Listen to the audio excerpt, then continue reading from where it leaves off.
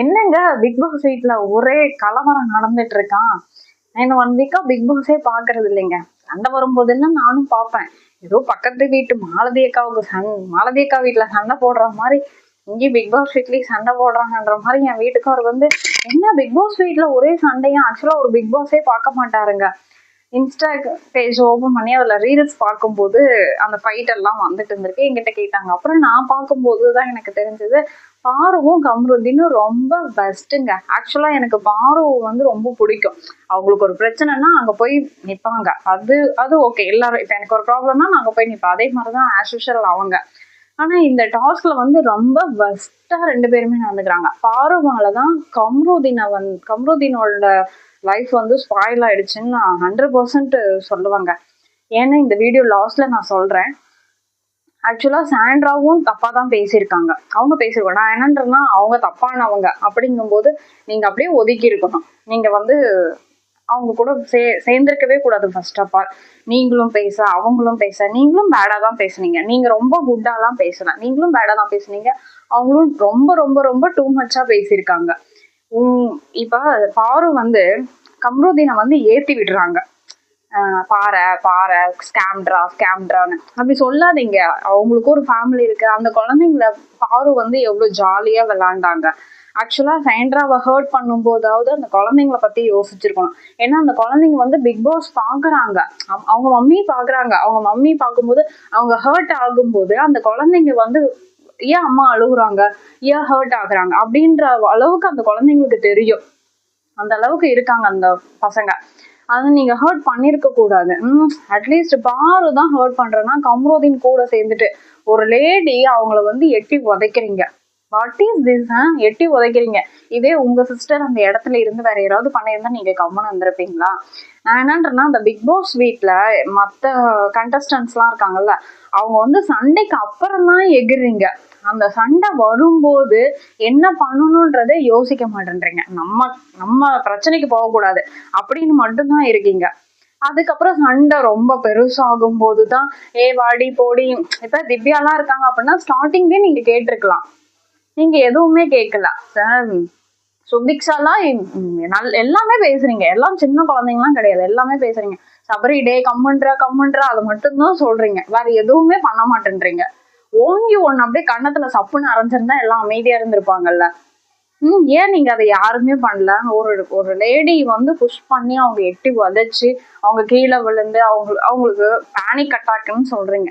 Suppose ஏதோ ஒண்ணு ஆயிருந்தா அவங்க ஃபேமிலி எவ்வளவு சஃபர் ஆகும். அதெல்லாம் அது எவ்வளவு பாவம் இல்லையா? அதுக்கப்புறமாவது அவங்க வந்து ஐயோ நம்ம தள்ளிட்டோமே அப்படின்ற அந்த கில்ட் 2 பேத்துக்குமே இல்லை.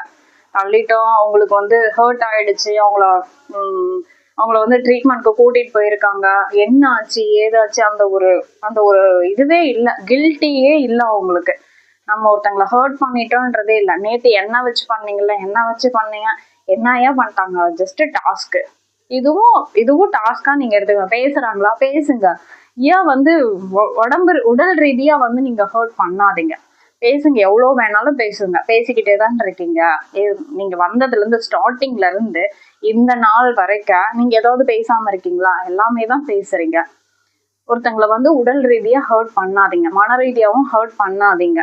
இனிமேலாவது ஜஸ்ட் வெளியே போயாவது நம்ம இந்த மிஸ்டேக்ஸ் எல்லாம் நம்ம பிக் பாஸ் வீட்டுக்கு எதுக்கு நீங்க போயிருக்கீங்க? நீங்க யாரு, நீங்க எப்படி ஆப்டவங்களும் உங்களை தெரிஞ்சுக்கிறதுக்கு தான் நீங்க போறீங்க. உங்களை வந்து வெளியே பாக்குறவங்களுக்கு இவங்கள மாதிரி இருக்கணும்ப்பா, எப்படி இருக்காங்க, போல்டா இருக்காங்க, சரி எவ்வளோ யோசிக்கிறாங்க, அந்த மாதிரி உங்களை பார்த்து ஒரு 10 பேர் லேர்ன் பண்ணிக்கிறதுக்கு தான் நீங்க உள்ள போய் எல்லாம் நல்லதையும் பண்றது.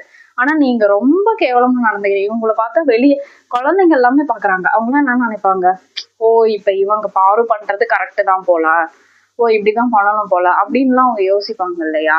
அதெல்லாம் பண்ணாதீங்க, அது ரொம்ப தப்பு. இனிமேலும் நீங்க சோசியல் மீடியாஸ்ல நிறைய போவீங்க. நீங்க நிறைய வெளி உலகத்தை பார்த்துருக்கீங்க. ஆனா நீங்க ஏன் இப்படி பண்ணீங்க?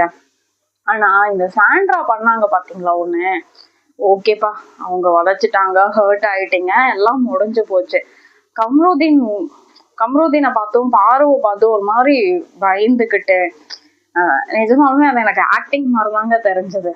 நம்ம எவ்வளவு ஸ்ட்ராங்கா இருக்கோமோ நம்ம குழந்தைங்களும் நம்மளை பார்த்துதான் எல்லாமே லேர்ன் பண்ணிக்கணும். நம்மளை பார்த்து ஒவ்வொன்னா 1 by 1 எல்லாமே நம்மளை பார்த்துதான் எல்லாமே லேர்ன் பண்ணிக்கணும். நீங்க கொஞ்சம் ஸ்ட்ராங்கா இருங்க. நீங்க ஏன் உங்களை பலவீனமாவே காட்டிக்கிறீங்கன்னு எனக்கு தெரியல. உங்களோட பிளான் என்ன என்ன ஏது? ஒருவேளை நீங்க எமோஷனலாவே இருந்து இந்த வீட்டுல ரன் பண்ணணும்னு ஆக்சுவலா இது உங்களுக்கு இந்த பிளேஸ் செட் ஆகாதது. இந்த இடத்துல வந்து ஸ்ட்ராங் கண்டஸ்டன்ட் தான் வேணும். நீங்க எதுல ஸ்ட்ராங்கா இருக்கீங்க? எதுலையுமே ஸ்ட்ராங்கா இல்ல. ஒரு வேர்டு சொல்லிட்டா கூட ஹர்ட் ஆயிடுறீங்க. இதுக்கப்புறம் ஒண்ணு நடந்துச்சுங்க. ரெட் கார்டு கொடுத்துட்டாங்க. ரெட் கார்டு கொடுத்ததுக்கு அப்புறம் கம்ருதீனும் வந்து பாருவும் வந்து சாரி கேட்டாங்க. ஆக்சுவலா பாரு வந்து மனசுல ஃபுல்லா வெஞ்சன்ஸ் வச்சுக்கிட்டு என்ன நடிக்கிறியா நீ ஏன் அப்படின்னு சொல்லிட்டு ஒரு மாதிரி மனசு ஃபுல்லா நினைச்சிருப்பாங்க. என்ன நடிக்கிறியா நீ ஏன் அப்போ ஆக்டிங் செம்ம ஆக்டிங் அப்படின்னு மனசுல நினைச்சுக்கிட்டு தான் சாரி கேட்டுட்டு போயிருப்பாங்க. கம்ரு ஆக்சுவலி வரி பண்ணிருப்பாரு. ஏன்னா கம்ருதீனுக்கு வந்து அவன் என்ன பண்றான் ஏது பண்றான்னு அவனுக்கு தெரியவே இல்லை. அவங்க ஒரு லூசு பையங்க. ஆனா வந்து அவங்க உங்க காலில் விழுந்து மன்னிப்பு கேட்குறாங்க. நீங்க உங்களோட ஏஜ் என்ன, நீங்க எந்த மாதிரி ஒரு ப்ரொஃபஷனல்ல இருக்கீங்க, நீங்க அட்லீஸ்ட் எந்த மாதிரி ரியாக்ட் பண்ணாம கூட வந்துக்கலாம். ஆனா நீங்க ஒரு மாதிரி பயந்தீங்க பாத்தீங்களா? இதெல்லாம் நிஜமாவே ஆக்டிங்க. என்னங்க அவ்வளவு பேர் இருக்காங்க, உங்களை என்னங்க யாருங்க பண்ணிட போறாங்க? என்னங்க இப்படி பண்றீங்க? எனக்கு வந்து பாருவும் கம்ருதீனும் பண்ணது 100% தப்புங்க. ரெட் கார்டு கொடுத்தது சீரியஸ்லி பத்து. இது முன்னாடியே பண்ணிருக்க வேண்டியது. ஆனா வந்து ரொம்ப லேட்டா பண்ணிருக்காங்க. ஓகே, சாண்ட்ராவையும் வெளியே அனுப்பிடுங்க. ஏன்னா அவங்களுக்கு இந்த இடம் வந்து வர்த்து கிடையாது. நிறைய ஸ்ட்ராங் கண்டஸ்டன்ஸ் வெளியே இருக்காங்க. இனிமேலாவது தயவு செய்து பிக் பாஸ்ல ஒரு கண்டஸ்டன்ட் சூஸ் பண்ணும்போது கரெக்டா சூஸ் பண்ணுங்க. இப்ப இருக்கிற கண்டஸ்டன்ட்ல ஒரு 60% எனக்கு தெரிஞ்சு பர்த்தே இல்லைங்க. எதுக்கு அவங்க உள்ள வந்திருக்காங்க, என்ன பண்ணிருக்காங்க, என்ன பண்ணிட்டு இருக்காங்கன்னு கூட எனக்கு தெரியல.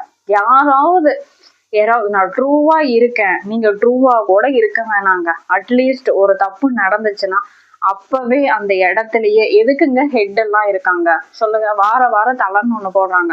எந்த பிரச்சனையும் வரக்கூடாது. பிரச்சனை வந்துன்னா உடனே அதுக்கு சொல்லிட்டு கொடுத்துடணும் அப்படின்றதுக்காக தான் வந்து ஹெட் போடுறது.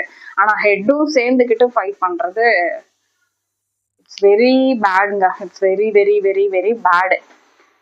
நான் வந்து ஸ்டார்டிங் டே சொன்னேன், கம்ருதீனோட கேம் வந்து ஸ்பாயில் ஆகிறதுக்கு 100% ரீசன் யாரு அப்படின்னா பாரு அப்படின்னு சொல்லிட்டு. இது நான் ஏன் சொன்னேன் அப்படின்னா, பாரு வந்து அவங்களோட கில்ட் வந்து அவங்க வந்து ஓகே நம்ம தப்பு பண்ணிட்டோம் அப்படின்னு சொல்லிட்டு அவங்க கில்ட்டியா ஃபீல் பண்ணியிருந்தா கண்டிப்பா வந்து ரெட் கார்டு கொடுக்கும்போது கம்ருதீன் கிட்ட வந்து சாரி கேட்டிருப்பாங்க.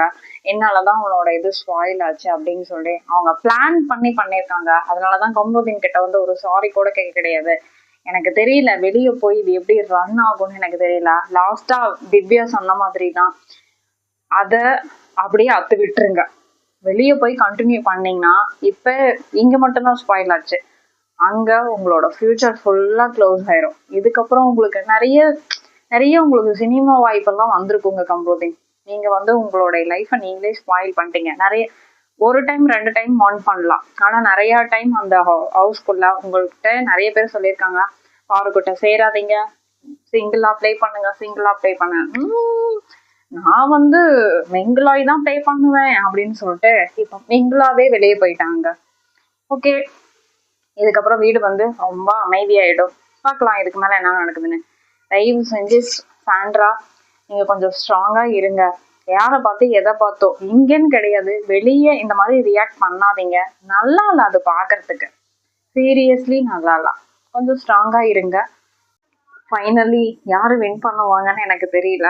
நானும் உங்களை மாதிரியே தான் ரொம்ப எக்ஸைட்டடா இருக்கேன். அப்புறம் ரெக்வஸ்ட், புதுசா சேனல் ஆரம்பிச்சிருக்கேன், சப்ஸ்கிரைப் பண்ணிருங்க, லைக் பண்ணுங்க. இதுல வந்து நான் சொன்ன கருத்துக்கள்லாம் ஓகேவா அப்படின்னு சொல்லிட்டு கமெண்ட் பண்ணுங்க. பாய்.